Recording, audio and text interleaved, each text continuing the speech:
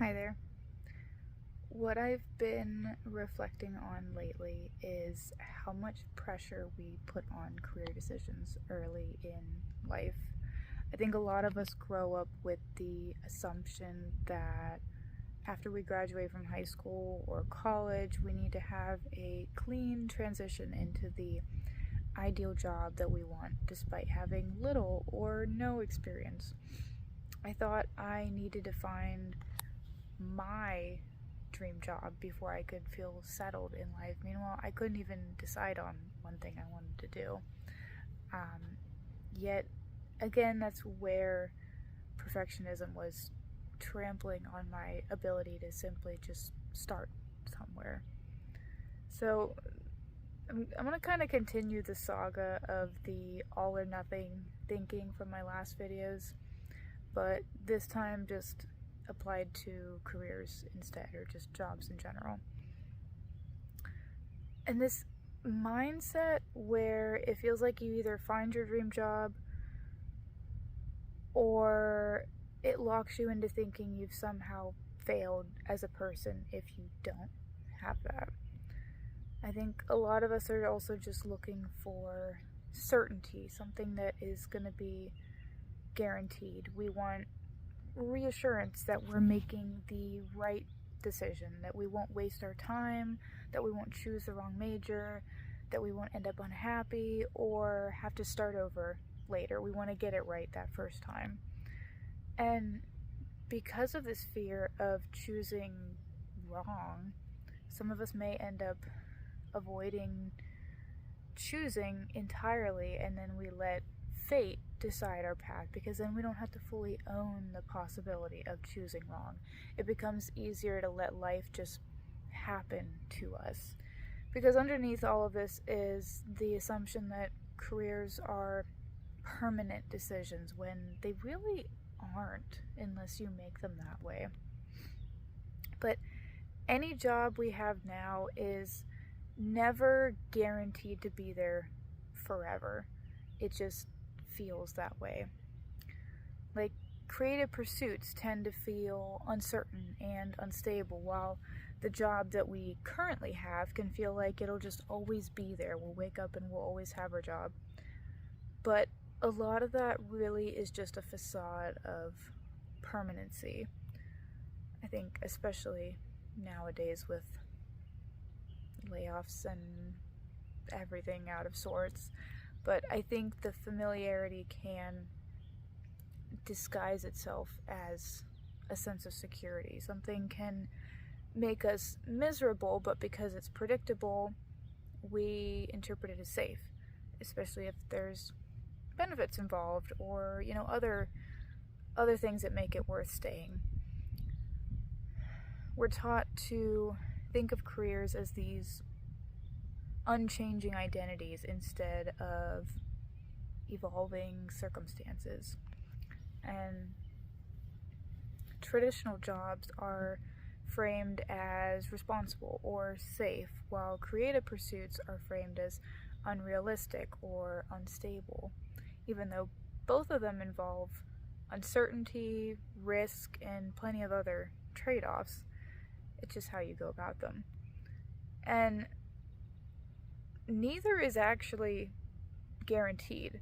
Sometimes what we call being unrealistic is actually just a fear of uncertainty to try something different. And maybe changing direction isn't actually the problem. Maybe the problem is how much shame we attach to changing at all. We might be taught to view changing direction as failure instead of adaptation. So like if we switch jobs or change our interests or go back to school later or realize we want something different, it means that we had made the wrong choice prior, and so we're correcting it or redirecting ourselves to the right choice. But uncertainty is normal. Change is normal. We're supposed to evolve as we gain more experience and learn more about ourselves and learn what we can tolerate and what we won't tolerate. And honestly, I think adaptability is probably a healthier goal than permanence anyway, because you're going to change jobs in your life. You're going to outgrow certain environments, interests, and versions of yourself too. And I don't think that's something we should automatically interpret as failure, because change is good. Change is a good thing to have. And once I accepted that change was going to happen anyway, that reframed what I thought I actually needed from work. It's better to look for support where you can while you figure things out for yourself. And so, the most basic career advice I guess I can give after being a career advisor is to hopefully find a job that you can do well, that you don't absolutely despise, one that pays the bills and can give you some room to grow or to just build some skills in the meantime, even if there is no room for advancement, but you can at least harden up some either soft skills or hard skills until you can find something better.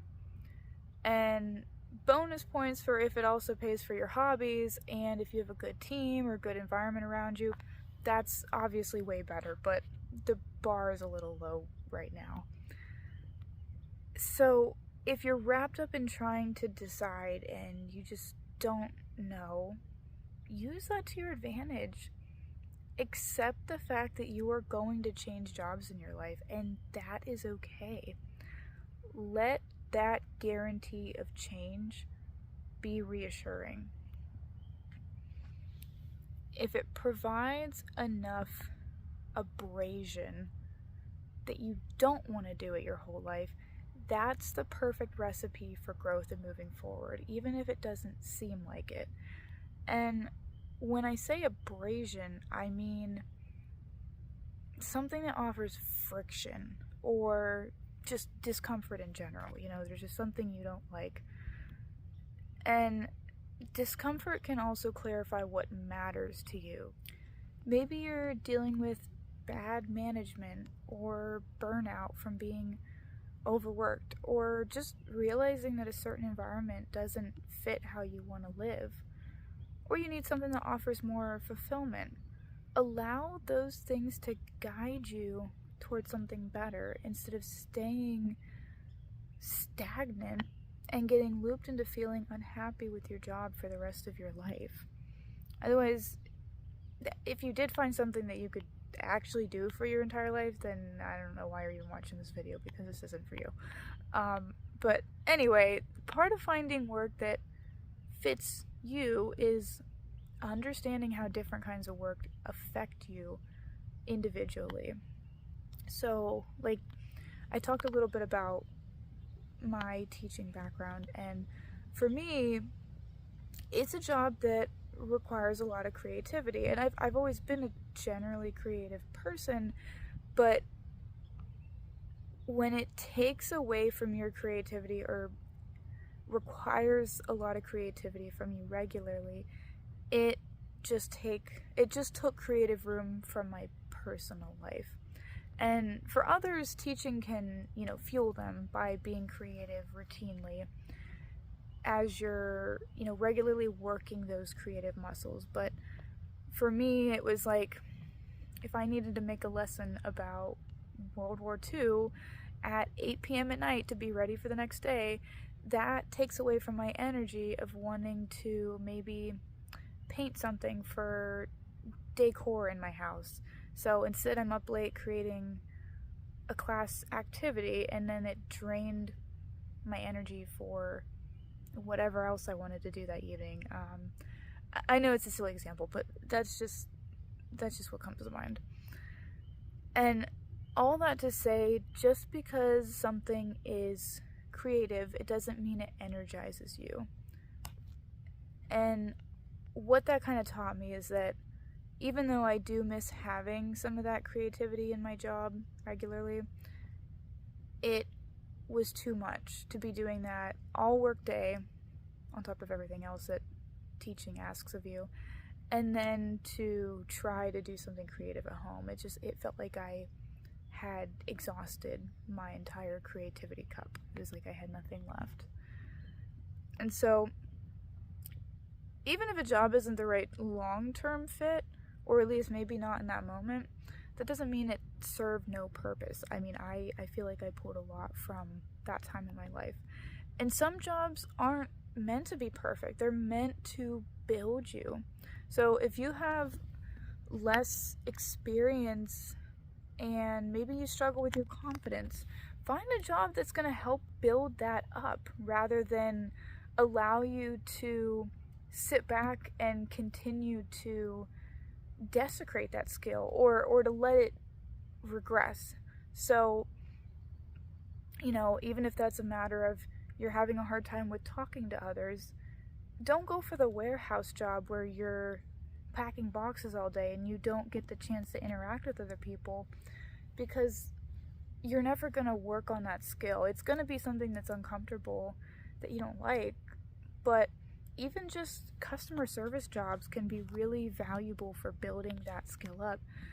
Like, yes, they can callous you, but they teach you to communicate more effectively, think quickly on your feet, and interact with all kinds of people, and just handle uncomfortable situations without completely shutting down on the floor. So it might not be glamorous, but retail, fast food jobs, what have you, are going to build those soft skills that anybody needs. And even some executives lack those kind of skills. It's just general empathy for other people around you and who you're working with. So,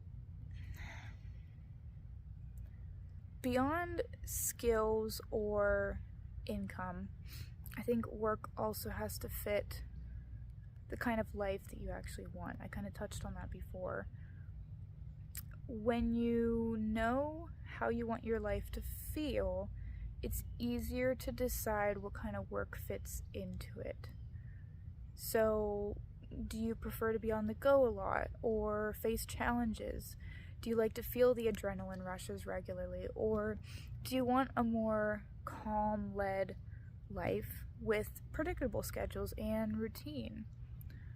Or maybe you want a little bit of both, because it can be hard to pick between the two, and some days we want one and other days we feel the alternative. And also, some people do want their career to be their main focus. Others want work to support the rest of their life. Neither one of those is morally better. But even when we know something isn't working for us, it can still be hard to leave. So, what I think is important to ask ourselves is, am I staying because it's right for me or because it's familiar and comfortable?